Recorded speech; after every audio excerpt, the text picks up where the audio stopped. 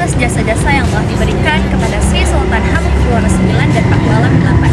Tepat pada tanggal 5 September 1945, mereka berdua menyatakan bergabung dengan negara Republik Indonesia di saat negara masih seumur jagung. Bahkan pada saat Jakarta jatuh ke tangan Belanda, Jogja menawarkan diri untuk menjadi ibu kota darurat, dan Sri Sultan Hamengkubuwono mendonasikan 6 juta gulden dari saku pribadinya sendiri untuk menggaji pegawai pemerintahan Republik Indonesia. Inilah alasan utama mengapa negara memberikan hak otonomi khusus bagi Jogja melalui Undang-Undang Keistimewaan. Di Indonesia, mayoritas daerahnya menggunakan desentralisasi simetris, di mana aturan dan wewenangnya beragam secara nasional. Namun di Jogja, mereka menggunakan atau menganut desentralisasi asimetris, yang dimana pemerintahannya memberikan wewenang khusus kepada daerah Jogja, berbeda dengan daerah lain dengan alasan sejarah dan budaya.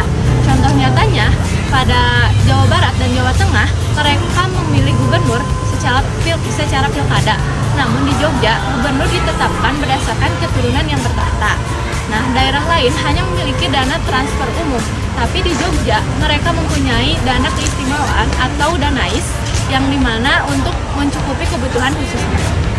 Secara hukum, otonomi asimetris ini terdapat dalam Undang-Undang Nomor 13 Tahun 2012. Dalam konsep ini, terdapat 5 kewenangan khusus bagi Yogyakarta. Yang pertama, aspek kepemimpinan, yaitu menetapkan sultan sebagai gubernur. Jadi, di Jogja ini tidak menyelenggarakan pemilihan umum untuk gubernur, karena gubernur selanjutnya itu sudah ditentukan berdasarkan garis keturunan sultan. Lalu, aspek yang kedua yaitu kelembagaan. Jogja ini diberikan kewenangan atau hak untuk membuat bentuk birokrasinya sendiri yang penuh dengan nuansa budaya. Lalu yang ketiga yaitu aspek kebudayaan. Nah, Jogja ini diberikan wewenang untuk melestarikan budaya atau warisan leluhurnya untuk dilestarikan oleh Jogja itu sendiri. Nah, lalu yang keempat ada tata ruang. Jogja ini diperbolehkan atau memiliki wewenang untuk mengatur wilayah sesuai dengan nilai filosofis seperti garis imajiner. Kelima, yaitu aspek ketanahan. Adanya pengakuan tanah adat dari Sultan Gron dan Paku Alamandron untuk kemaslahatan publik. Jadi masyarakat di Jogja ini diperbolehkan untuk menggunakan fasilitas tanah yang dimiliki oleh sultan, tapi bisa digunakan untuk publik. Untuk menjalankan itu semua, pusat memberikan danais yang mencapai triliunan rupiah setiap tahunnya. Hasilnya apa? Trotoar di Malioboro terlihat cantik dan bangunan bersejarah juga terawat. Namun ada sebuah paradoks dari data BPS bahwa daerah istimewa Yogyakarta itu mencatat angka kemiskinan yang paling tinggi di Pulau Jawa.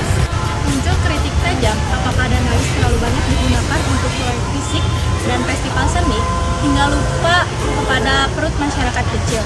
Inilah yang menjadi tantangan otonomi Jogja hari ini.